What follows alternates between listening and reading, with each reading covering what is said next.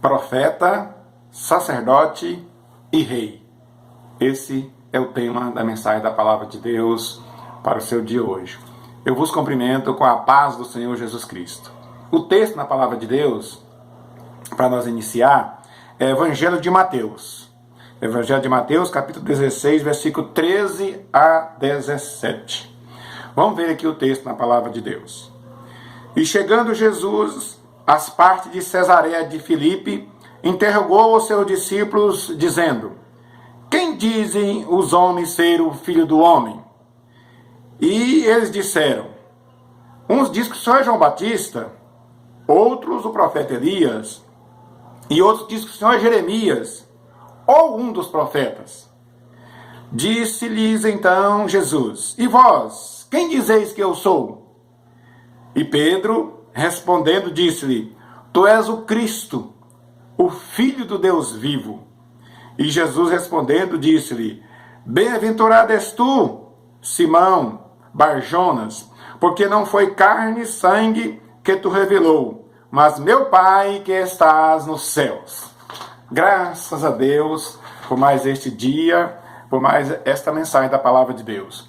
Muito se fala sobre o tríplice ministério de Jesus: profeta, sacerdote e rei. É claro que ele foi muito mais do que isso, né? Nós não conseguimos enumerar. Eu enumerei aqui, uns 8 aqui, e tem muito mais. Mas vamos falar um pouquinho sobre, então, este tema: profeta, sacerdote e rei. Vimos aqui no Evangelho de Mateus, no capítulo 16, o versículo 13, o que dizem os seres humanos em relação à minha pessoa ser o Filho do Homem? Perguntou Jesus para os seus discípulos. Aí eles disseram: uns dizem que é João Batista, outros dizem que é Elias, outros Jeremias ou um dos profetas. E vós? Perguntou Jesus. E vós? Quem dizeis que eu sou? E Pedro, com muita convicção, disse: tu és o Cristo, o Filho do Deus vivo. E então Jesus lhe disse: quem te revelou foi meu Pai que está nos céus. Vemos aqui então que nem eu, nem você, não tem ser humano nenhum que consegue falar sobre o ministério de Cristo, o ministério que ele desenvolveu, está desenvolvendo e vai desenvolver, as funções que o Senhor Deus lhes confiou, se não for pelo Espírito Santo de Deus, né? Ou seja, alguém só consegue falar a verdade sobre Jesus e seu ministério se for revelado pelo Espírito Santo de Deus. Caso contrário, não se consegue falar, porque é muita coisa e é profundo, bem profundo. Bom, no nosso primeiro tópico, vamos falar um pouquinho sobre profeta. O profeta ouve Deus e chega diante do povo e proclama: assim diz o Senhor dos Exércitos. É isso mesmo. O profeta chega diante de Deus, ouve a palavra de Deus, ao sair dali, ele vai para diante do povo e diz: assim diz o Senhor dos Exércitos. E passa a mensagem da palavra de Deus. Então este é o serviço do profeta. Ele ouve Deus e transmite o recado ao povo. Profetas são considerados como tendo um papel na sociedade que promove a mudança, devido levar ao povo as mensagens que recebe de Deus, as quais são transmitidas em nome do Senhor dos Exércitos e que pode mudar o comportamento das pessoas. Então, o profeta tem este papel, tem esta função, tem este cargo. O profeta é aquele que fala sobre o que está acontecendo, sobre o que vai acontecer.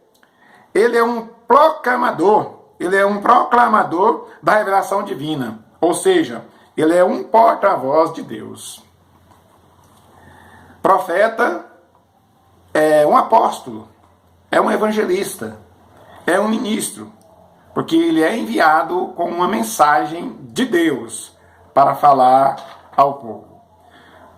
1 Pedro 1, versículo 3. 1 Pedro capítulo 1, versículo 3 a 12, a gente não vai ler, não vou ler aqui, mas você pode conferir aí. Agora nós queremos ler 2 Pedro capítulo 1, versículo 19 a 21. Olha aqui o detalhe muito bom da mensagem da palavra de Deus. e temos muito firme a palavra dos profetas, o qual bem fazeis em estar atento, como a uma luz que ilumine lugar escuro, até que o dia esclareça e a estrela da alva apareça em vossos corações. Ou seja, ouve a palavra de Deus, ouve os profetas, estuda a palavra de Deus, e cada dia você vai receber mais. Agora, o completo, você vai receber a revelação completa quando chegar na glória. Versículo 20. Sabendo primeiramente isto, isso aqui é muito importante, presta atenção. Sabendo primeiramente isto, que nenhuma profecia da Escritura, da Bíblia Sagrada, é de particular interpretação. Por quê? Porque a profecia nunca foi produzida por vontade de homem algum. Mas, os homens santos de Deus falaram inspirado pelo Espírito Santo de Deus. Você é um porta-voz, você é um ministro, você é um profeta. Tome muito cuidado na palavra que você fala, porque você precisa de falar a palavra de Deus, que está escrito que nem eu, nem você pode inventar coisa nenhuma, profecia nenhuma. Tem que ser com base bíblica, na palavra de Deus. Esta palavra é que dá vida para as pessoas, essa palavra é que transforma. Né? Se você está recebendo essa palavra, se você gostou desse tema, profeta, sacerdote, rei, e nós falamos um pouco aqui sobre profeta, passe para alguém. Passe esse vídeo para alguém. Se você não inscreveu ainda, é bem facinho, né? Aí no YouTube, você vai ver aí, inscreva-se. Com um clique, aí vai dizer que você está inscrito, e aí você já pode dar um ok lá para nós. E receber também a mensagem, sem necessidade de eu mandar diretamente para você. Você vai ser avisado quando tiver uma mensagem ali na palavra de Deus para você. Bom, então, vamos aqui agora para sacerdote. O segundo tópico, vamos falar sobre sacerdote. Lembra que o profeta ouvia Deus e chegava diante do povo e transmitia o recado de Deus ao povo. E agora o sacerdote? Olha o papel do sacerdote. O sacerdote ouve o povo, olha aí. O sacerdote ouve o povo em sua dificuldade e entra na presença de Deus para interceder em favor do povo. Tá? O sacerdote vem ali, convive com as dificuldades do povo, participa ali, o sacerdote ouve o povo e sua dificuldade, e ele vem, se prepara e entra na presença de Deus para interceder em favor do povo. Chega lá pedindo: Senhor, tem misericórdia do povo, perdoa eles. Esse é o papel do sacerdote. O que mais? O sacerdote é um ministro que age como mediador entre os seres humanos e Deus. Veja a responsabilidade de um sacerdote ou de um sumo sacerdote. Ele age como mediador, como intermediário entre os seres humanos e Deus, o qual deve permanecer perante Deus como representante do povo. Olha aí que responsabilidade do sacerdote, do sumo sacerdote. Olha que responsabilidade. Todos os crentes fiéis, é um sacerdote em Cristo. Depois da vinda de Cristo, ele disse para nós exercer a função que ele veio para exercer, ele continua exercendo e ele vai exercer. Mas enquanto ele não está aqui conosco em pessoa, né, está em espírito, ele disse que todos os crentes é um sacerdote em Cristo. Eu quero ler também essa aqui, é 1 Pedro, capítulo 2, versículo 9. Olha, 1 Pedro, capítulo 2, versículo 9. Olha que lindo. Mas vós sois a geração eleita. Eu, você que recebemos a palavra de Deus, e você que está recebendo ela agora também, tá? Mas vós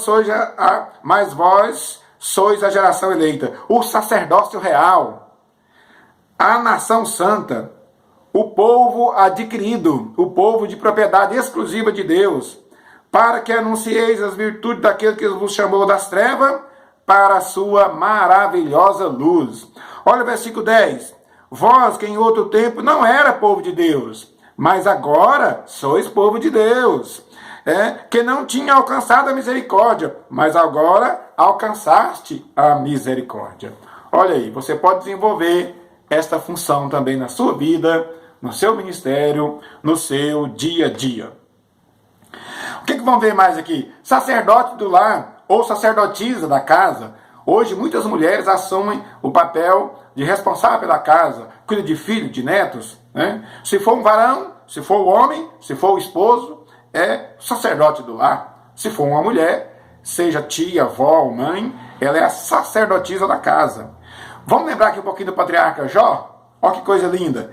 O patriarca Jó assumiu o sacerdócio de sua casa em benefício dos seus filhos. Olha que bênção. Nós temos aqui a referência de Hebreus 7, versículo 22 a 28, que você pode ler aí na sua casa. E temos Jó, capítulo 1, versículo 1 a 5. Esse nós queremos ler e ver que coisa linda foi o ministério do patriarca Jó. Olha aqui, Jó 1, 5. Sucedia, pois, que tendo decorrido o turno dos dias dos seus banquetes, dos filhos de Jó, enviava Jó e os santificava, e os levantava de madrugada, e oferecia holocausto segundo o número de todos os seus filhos, porque dizia Jó, porventura pecaram meus filhos, e blasfemaram de Deus no seu coração. Assim fazia Jó continuamente. Então Jó exerceu a função do sacerdote do lar, e Deus o honrou por tudo isso, e continua honrando hoje quem trabalha com dedicação na palavra de Deus, sendo um sacerdote do seu lar, da sua família, são as pessoas que estão sob a sua responsabilidade. Vamos aqui então, profeta sacerdote, agora vamos falar sobre rei e rei. Bom, na Idade Média o rei era considerado Deus, era considerado um Deus. Tinha a função de guerrear, legitimando assim a sua supremacia sobre os seus súditos, seus servos. Isso lhe dava o direito de reservar para si vastos domínios. Ia dominando, dominando terras e mais terras, cidade mais cidade, país e mais país. O que tornava o mais rico e poderoso dos senhores feudais, nome dos senhores donos de propriedade de terra daquela época. O rei mandava em tudo. Na Bíblia, um rei era um governador que com a máxima autoridade sobre um povo. Deus é apresentado a mim e você, a toda a sociedade. Deus é apresentado como rei, rei supremo, sobre toda a criação, acima de toda a autoridade.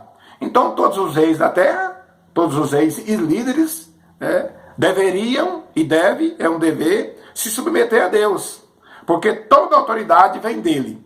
O Novo Testamento apresenta Jesus como o rei prometido, apresenta Jesus como rei prometido para estabelecer o reino de Deus, e isto é a mais pura verdade. Então, rei é aquele que aconselha bem,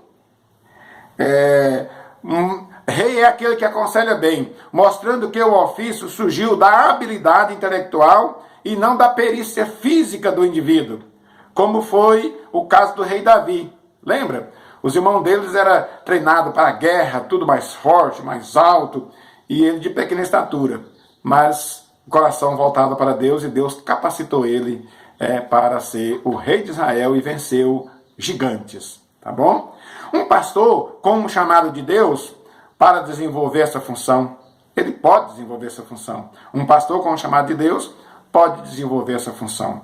Na história de Israel, teve período muito difícil, muito crítico. Juízes 21, 25, fala que não tinha rei. E as coisas começou a pegar uma situação muito difícil. Olha, Juízes, o último capítulo de Juízes, que é o capítulo 21, o último versículo, número 25. Mas naqueles dias não havia rei em Israel. Porém, cada um fazia o que bem parecia aos seus olhos. O ser humano não pode ficar assim. Ele tem que ter alguém para ele prestar conta. Senão as coisas vão ficando cada vez mais difícil, cada vez pior. Isaías 43, 15. Olha aqui. Isaías 43, 15, muito conhecido, Ainda antes, Isaías 43, 15. Estou lendo 13, Eu sou o Senhor, vosso santo, o Criador de Israel, vosso rei. Nós temos um rei, o Rei da Glória, o Senhor nosso Deus. Ainda lá em Apocalipse 19, 26 também tem a mensagem falando sobre rei. Eu quero aqui concluir, devido ao nosso espaço, ao nosso tempo, eu quero aqui concluir dizendo o seguinte: algumas funções relacionadas ao ministério do nosso Senhor e Salvador Jesus Cristo, quando Jesus estava na terra, ele desenvolveu várias funções, entre elas de profeta, de sumo sacerdote e de rei. Mas tem muitas outras, eu enumerei aqui algumas. Aqui na terra o principal foi profeta, né? Ele ouviu de Deus, esteve com Deus, Deus estava com ele e ele anunciava. No retorno à sua glória, o qual está ao lado do Pai, o de sumo sacerdote, intercedendo em meu favor e em seu favor, intercedendo em favor da humanidade. Quando eu voltar, na segunda vinda dele agora, na segunda etapa da segunda vinda, ele vai exercer a função de rei. Rei da glória, rei do universo. Né? Então, nós vimos aqui, número 1, profeta. Número 2, sumo sacerdote. Número 3, rei. Número 4, Cristo ou Messias. Número 5, Jesus, mestre, Senhor, Salvador. Número 6, evangelista e apóstolo, o enviado por Deus. Número 7, Emanuel, Deus conosco. Número 8, o sumo pastor. Glória! Glória a Deus. Deus abençoe você, a sua casa e a sua vida.